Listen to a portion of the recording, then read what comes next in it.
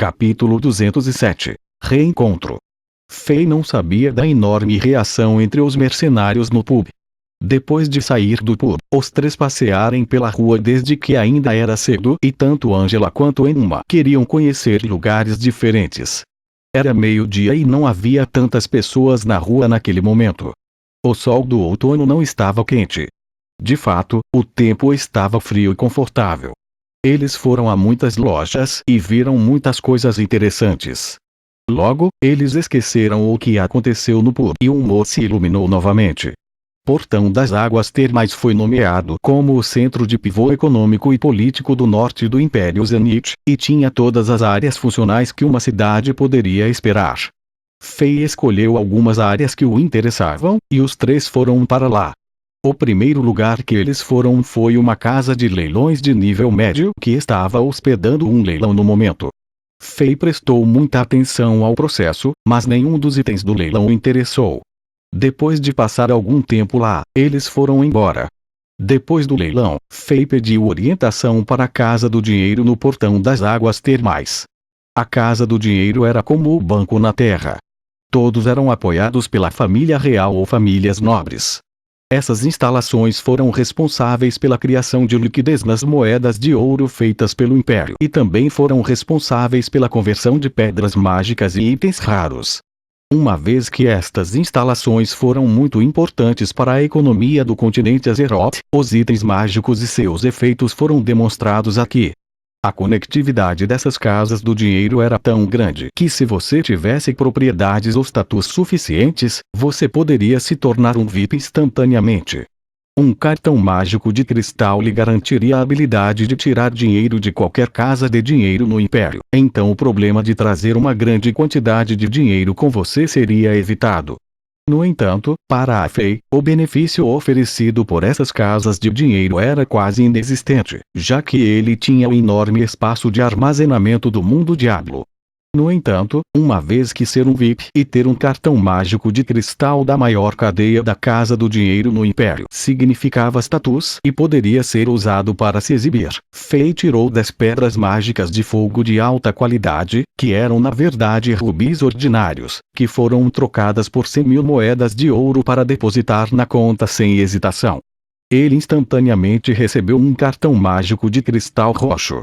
Parecia impressionante, então era perfeito para se exibir. Fei sentiu que seria útil quando ele participasse de festas da classe alta no futuro. Depois de deixar a Casa do Dinheiro, Fei sentiu que de repente ficou muito rico. Afinal, 10 rubis ordinários não eram iguais a 100.000 moedas de ouro. A sensação de colocar o cartão mágico de cristal roxo no bolso era muito viciante. O rei começou a cantarolar sua pequena canção descaradamente. Eu sou rico, e nem sei onde devo gastar. Eu tenho um Samsung à minha esquerda, e eu tenho um iPhone à minha direita. Estou dirigindo um BMW quando Fei riu em voz alta. Ele teve um impulso estúpido de abraçar Angela pelo braço esquerdo e abraçar Emma pelo braço direito. Depois, os três foram para muitos outros lugares, incluindo a União dos Magos, o Palácio Mercenário, a Torre dos Magos, o Muro de Defesa, a Loja de Ferreiro, a Alfaiataria, a Divisão de Termas do Grupo Mercante Soros, a Igreja, Mercado de Escravos, Mercado de Cosméticos e o Mercado Negro dos Rumores. Fei conseguiu muita informação que ele estava procurando nesta viagem. Sua compreensão deste mundo estava aumentando a uma velocidade insana. Finalmente, eles chegaram ao acampamento de Legião do Vento Veloz. A tropa de defesa do Portão das Águas Termais estava fortemente protegida e proibia o acesso de pessoas não autorizadas. O rei entrou sorrateiramente no acampamento e viu qual era a diferença entre seus 300 agentes da lei e a Legião do Vento Veloz, que era uma das 10 maiores legiões do Império. Por volta das 3 horas da tarde, Angela e Emma estavam muito cansadas. Seus pés estavam à beira do inchaço, mas ainda assim queriam dar uma volta e observar a paisagem. As mulheres eram monstros persistentes quando se tratava das coisas com as quais realmente se importavam, então Fei comprou uma confortável carruagem de cavalos para levar as duas garotas ao redor. O próprio Fei agiu como um nobre. A experiência emocionante de andar com belezas em uma boa carruagem que Fei não experimentou em sua vida anterior foi realizada hoje. O rei de Chambord não era um misterioso mestre que derrotou o Cavaleiro do Sol Dourado ou um majestoso senhor de um reino. Neste momento, ele era um jovem que adorava se exibir. Ao sentir a inveja vinda de pedestres que olhavam para ele e para a carruagem, Fei se sentiu muito bem. Ele até queria abrir a janela para mostrar a todos que ele tinha duas beldades dentro. No entanto, o rosto do rei ficou verde quando ele estava se sentindo mais orgulhoso. Onde eu estou? Fei percebeu que depois de deixar o cavalo andar livremente por um tempo, ele não sabia onde ele estava. Não havia ninguém nessas ruas, e sua perícia direcional de nível mestre entrou em cena. Ele não conseguia distinguir o norte do sul. Sua carruagem de cavalo vagou pela estrada que estava ficando cada vez mais apertada, mas Fei não conseguiu encontrar a saída. Na verdade, ele não conseguia nem lembrar de onde ele veio.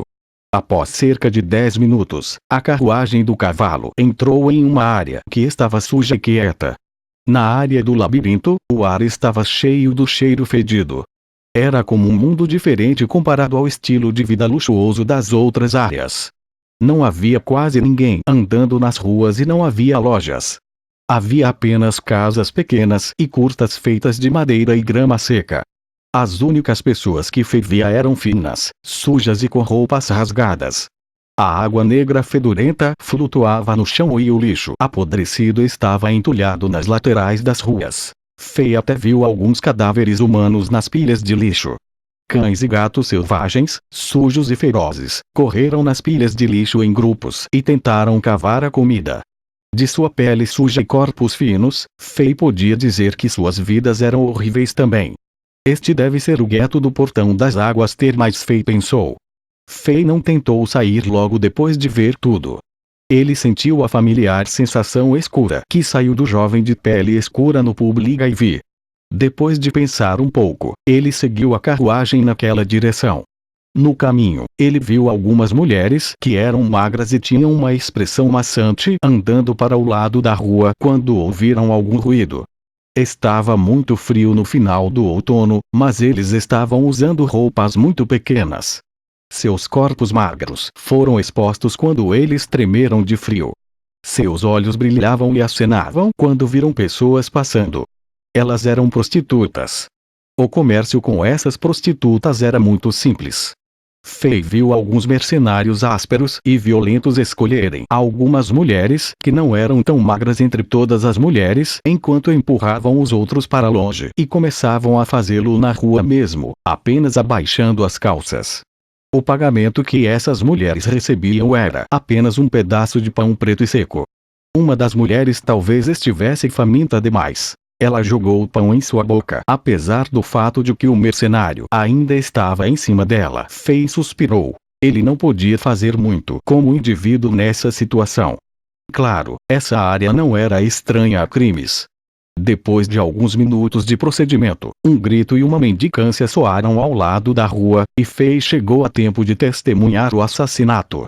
Um ancião de cabelos brancos teve metade de sua cabeça cortada por dois adolescentes por volta dos 15 anos de idade. Quando o ancião caiu, os dois garotos meio-nus agarraram a cenoura em conserva na mão do ancião e começaram a mordi-la como animais. Quando eles viram Fei, eles balançaram suas lâminas enferrujadas que ainda estavam pingando sangue enquanto seus olhos brilhavam como uma luz maligna. Depois de mais 10 minutos, a sensação daquele menino de pele escura ficou mais e mais forte. Depois de um turno, uma área mais limpa apareceu na frente de Fei. Este espaço foi cercado por madeira, e mais de 2 dezenas de pequenas cercas de madeira foram construídas no lado oeste de uma maneira organizada. No meio do espaço livre, Fei viu York e o jovem Philip que ele conheceu no pub Ligaivi. Os dois estavam levando mais de 20 garotos que tinham cerca de 12 anos para praticar habilidades de combate. Endireite seu corpo, seja firme e sugue seu estômago, sim, está certo. Velho York estava em pé na frente das crianças de costas para Fei. Ele estava instruindo as crianças uma técnica de perfuração muito básica. Ele estava franzindo testa como se algo o estivesse incomodando. Mas depois que ele viu o olhar agradecido e admirador no rosto dessas crianças, ele relaxou um pouco e forçou um sorriso em seu rosto enquanto continuava a instruir as crianças. O jovem de pele escura, Felipe, também praticava entre as crianças com sinceridade. A familiar sensação de frio que Fei sentiu veio dele. Fei sentiu isso tão claramente que ele sabia que esse jovem de pele escura tinha segredos que os outros não conheciam. O barulho dos cascos soou e as crianças pararam. Eles piscaram os olhos quando viram a luxuosa carruagem mágica do cavalo. Todos eles tinham uma expressão de inveja, surpresa e medo em seus rostos. Um garoto que tinha um corte de cabelo de cogumelo puxou levemente uma das mangas de York. Pequeno Andrevo, por que você não está praticando o... Quando York se virou e viu a carruagem, ele gritou surpreso. Era raro uma carruagem de luxo aparecer no gueto. Mas quando ele viu a pessoa sentada na carruagem, ele ficou chocado. Ele engasgou e esfregou os olhos. Ele não sabia o que fazer. Ei, tio York, não me reconhece mais. Fei saltou da carruagem e riu. Atrás dele, a porta da carruagem se abriu e Emma e Angela espiaram a situação. Quando Emma viu York, ela ficou brava. Ela ainda não tinha esquecido como esse homem deixou o pub sem coragem. Era óbvio como York e o jovem de pele escura agiram esta manhã não se encaixavam no código moral de Emma. Eu reconheço. Você é o rei Alexander. Disse York como uma expressão envergonhada. Ele não sabia o que fazer por um momento. Então, ele se aproximou e de repente se ajoelhou na frente de Fei. Essa ação sozinha assustou tanto Fei quanto as duas garotas.